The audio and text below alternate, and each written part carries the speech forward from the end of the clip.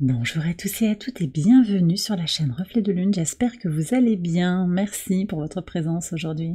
On se retrouve pour le tirage relationnel et sentimental du mois de février 2025 pour le signe du Bélier, Soleil, Ascendant, Lune ou Vénus en Bélier. Alors je m'appuie comme d'habitude sur des éléments de la guidance générale et je vais approfondir avec des tarots et des oracles pour vous délivrer les messages que vous avez à entendre. Si vous avez des questions sur le plan relationnel, familial, amical, professionnel, mais également sur le plan sentimental, que vous soyez célibataire, en couple ou dans des situations compliquées. Alors, votre énergie du mois, c'est l'ermite. Cet ermite qui nous parle de changements profonds, en fait, changements qui se font à l'intérieur de vous et qui vont rejaillir sur le relationnel, d'accord? Ça ressort très nettement. Ça ressort sur déjà l'entourage proche, on voit qu'on sort d'une dualité, on sort comme d'une forme d'entre-deux, je pense, pour explorer quelque chose de nouveau, d'accord? Donc peut-être de nouvelles personnes qui entrent dans votre vie, des personnes qui ont un nouveau regard en fait, un regard différent du vôtre, hein, d'une certaine manière, ou qui vous apporte une nouvelle perspective en fait sur les choses. On sort d'une forme d'hésitation, quelque chose qui n'était pas, comment dire, on se sent pas forcément à sa place avec certaines personnes, hein, et là il y a quelque chose qui va ressortir très clairement. Alors qu'est-ce qu'on a? Le 8 de bâton, ouais, communication, accélération et des changements, avec une énergie plus stable aussi dans le relationnel. Je pense que vous allez vous rapprocher de personnes qui ont une vision commune en fait avec vous, avec qui il y a beaucoup d'intensité aussi, des hobbies partagés, une vision commune. Alors ça peut être aussi des retrouvailles ou ça peut être une connexion particulièrement marquée avec des personnes de votre entourage. En tout cas, on se défait, moi ce que je ressens c'est qu'on se défait de quelque chose qui n'est plus porteur, qui n'est plus nourrissant. Sur la vie sentimentale à proprement parler, vous avez une très belle énergie qui est une énergie de retour à soi, énergie du cœur. Alors aussi cette reine de coupe, elle annonce un potentiel de rencontre forte, de renouveau dans l'amour aussi dans un couple existant, d'accord?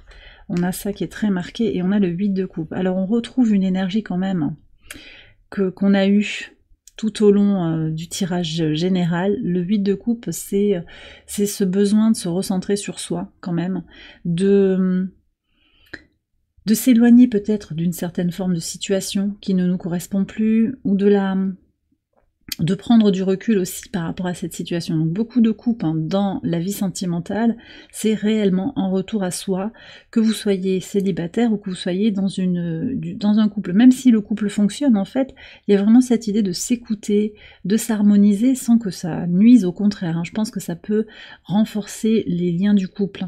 Pour les situations compliquées, ici, on voit qu'on a vraiment un changement qui est en train de se manifester avec un éloignement d'une peur de ne pas appartenir à un certain groupe ou de ne pas être accepté comme on est dans cette situation relationnelle compliquée. Ça peut être du sentimental, mais il n'y a pas que ça, je pense. On va aller voir aussi avec les archétypes.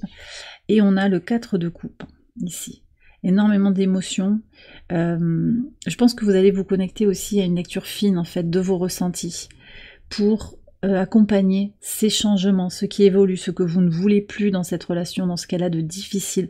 J'ai une certaine forme de défiance aussi, une question entre qui vous êtes fondamentalement et ce que vous devez faire lâcher de vous-même, hein, de votre part de vérité, de votre authenticité pour être dans cette situation, pour la maintenir un peu à flot. Je sens ça en fait.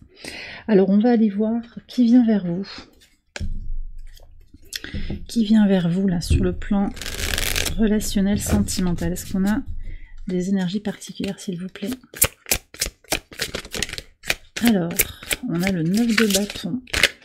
J'ai quelqu'un qui a fait la guerre là. Hein. C'est quelqu'un qui sort peut-être d'une situation difficile, divorce. Hein, il y a des défis, mais cette personne elle renaît de ses cendres en fait. Alors peut-être que c'est quelqu'un qui va vous inspirer aussi à vivre la vie avec une certaine intensité. Je sens ça aussi. Qu'est-ce qu'on a avec le 2 de denier? Alors j'ai les signes de terre ici qui apparaissent, Vierge, Taureau, Capricorne. J'ai aussi les signes de feu, Lion, Bélier, Sagittaire. Qu'est-ce qu'on a encore? On a encore le bélier ici et le scorpion qui ressortent. Alors pour certains, j'ai quand même une rencontre, on me donne le mot fracassante. C'est peut-être pas pour tout le monde, mais il y a une rencontre marquante pour vous, hein, sur ce mois de février.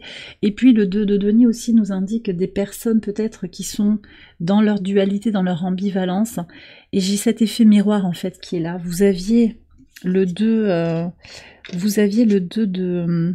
de denier en carte de maison 12, sur la leçon à intégrer. Donc il y a vraiment cette idée aussi de reconnaître dans l'autre cette part d'ambiguïté, cette part de lumière, cette part d'ombre, ces deux énergies qui sont là.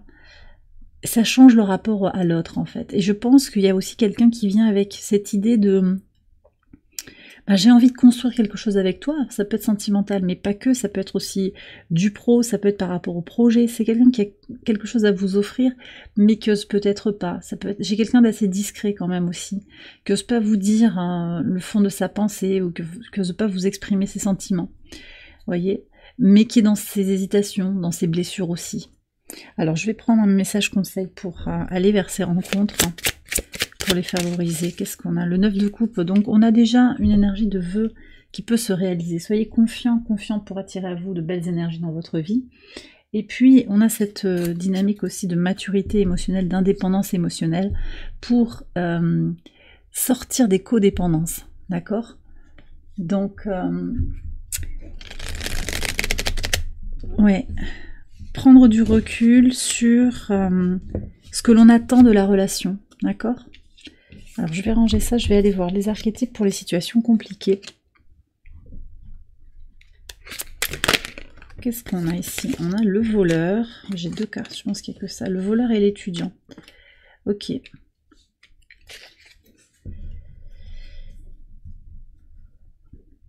Ouais, alors j'ai du romantique, mais il n'y a pas que ça. Hein. Là j'ai des histoires quand même de créativité, de mentor, de formateur qui prend peut-être l'inspiration chez ses élèves.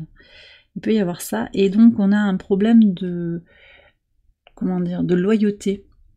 Un problème de loyauté, et puis peut-être de dénoncer, de dire quelque chose. Donc là, il y a besoin peut-être de prendre du recul, effectivement, avec le 4 de coupe, prendre du recul pour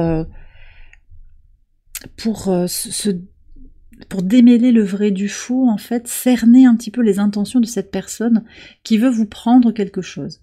Sur le plan plus romantique, relationnel, plus avec de l'émotionnel, j'ai quelqu'un qui apprend, et je sens que c'est vous, en fait, qui apprenez sur votre chemin de vie. Votre âme apprend, grandit, au travers des expériences incarnées, face à quelqu'un qui vous prend quelque chose. Alors, qu'est-ce que vous avez à donner?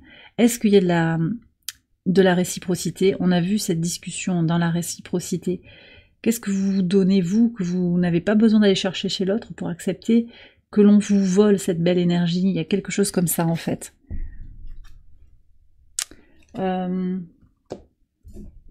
Pour voir ce que nous disent les cartes en conseil ici. Ouais, on vous dit d'être pratique et alors de faire fructifier. Parce que peut-être que quand même, cette personne, elle a aussi dans sa dualité, elle a quelque chose à vous apporter. Mais elle prend plus. Il y a comme une disharmonie en fait. Comme un déséquilibre dans l'énergie du donner et du recevoir. Vous êtes peut-être dans une posture aussi d'admiration où l'autre est idéal, l'autre est votre soleil. Et voilà.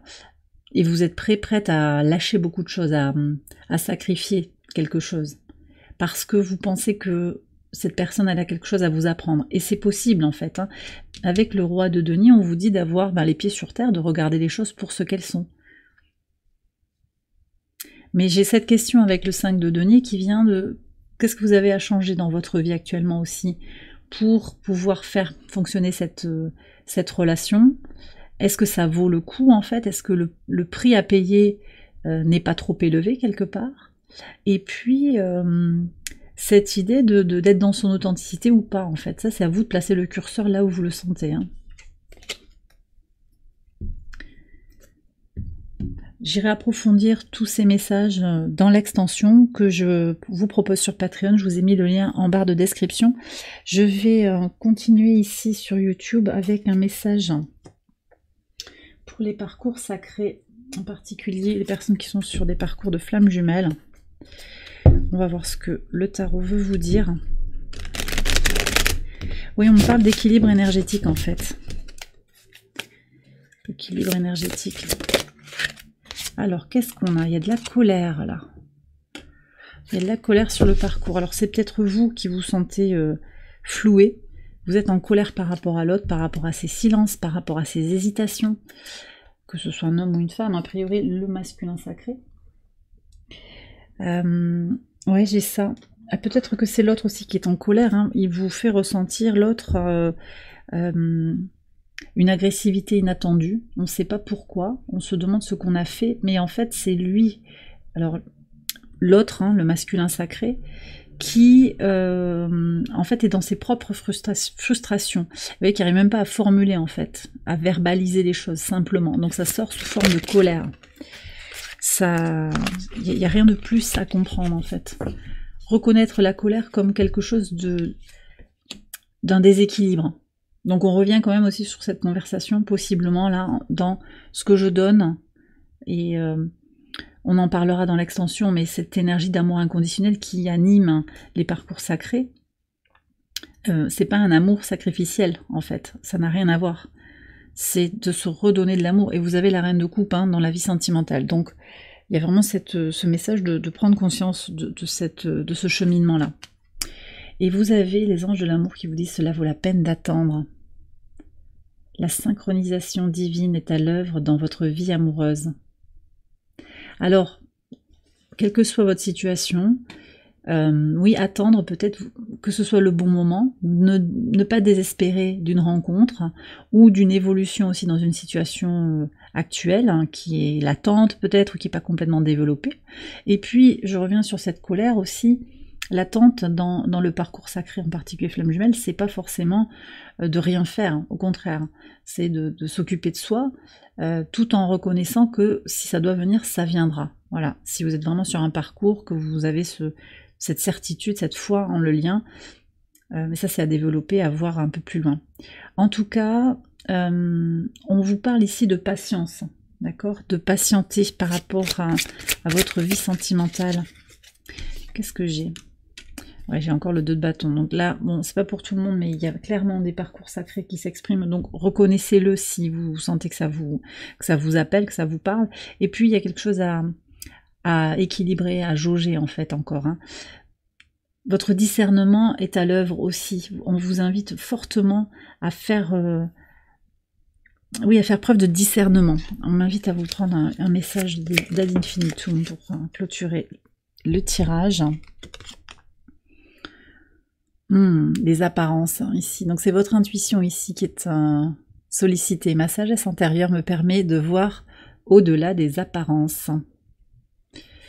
Oui, vous voyez, ce lac ici ne reflète pas la lune. Donc on ne perçoit pas les choses exactement comme elles sont. Voyez, donc ce qu'on voit, c'est pas forcément ce qui existe hein, réellement. C'est un peu ça l'idée de cette carte.